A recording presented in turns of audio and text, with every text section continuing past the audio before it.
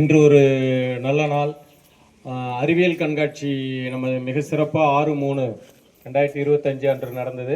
அன்றைக்கி அதில் வெற்றி பெற்றவங்களுக்கெல்லாம் நம்ம பரிசு பாராட்டு எல்லாமே நம்ம பண்ணியிருந்தோம். இருந்தாலும் அதில் கலந்துக்கிட்ட அனைத்து மாணவர்களுக்கும் ஆங்கிலத்தில் டிக்ஷனரி வழங்குவதாக நம்ம சொல்லியிருந்தோம்.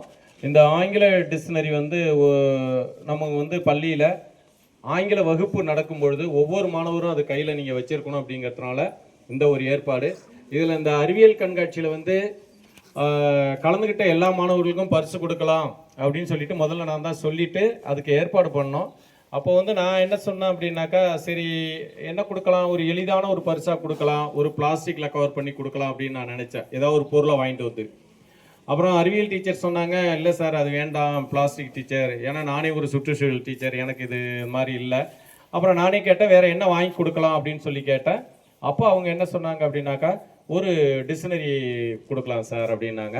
அப்புறம் இது கடையில் போய் விசாரிக்கும் பொழுது ஒரு குட்டி டிக்ஷனரி என்ன அப்படின்னு பார்க்கும்பொழுது ஒவ்வொன்றும் 80 ரூபாய். அதில் ஆங்கிலத்தில் சொற்கள் இருக்கும், அதே சமயத்தில் அதில் ப்ரொனன்சியேஷன் எப்படி பண்ணணுங்கிறது இருக்கும், அதுக்குரிய மீனிங்கும் இருக்கும் அதில்.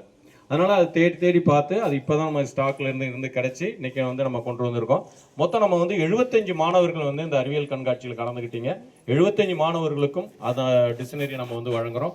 இது ரொம்ப ரொம்ப முக்கியமானது என்ன அப்படின்னாக்கா, இந்த டிக்ஷனரி நீ வீட்டில் கொண்டுட்டு போய் வச்சிடக்கூடாது.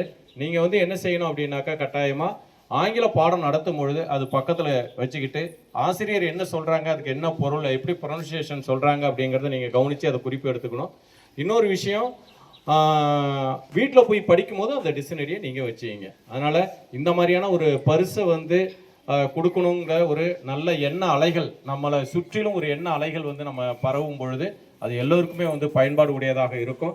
அது இப்போ நம்ம பள்ளியில் ஒவ்வொரு ஆசிரியரும் ஒவ்வொரு இதை செஞ்சுக்கிட்டே இருக்காங்க. எனக்கு அதுதான் ஆச்சரியமாக இருக்குது. ஒவ்வொரு ஆசிரியரும் ஒவ்வொரு மாணவர்களுக்கு எதெல்லாம் நலத்திட்டமாக இருக்கும், நல்லா இருக்கும் அப்படிங்கிறத நினச்சி அதை செய்கிறாங்க.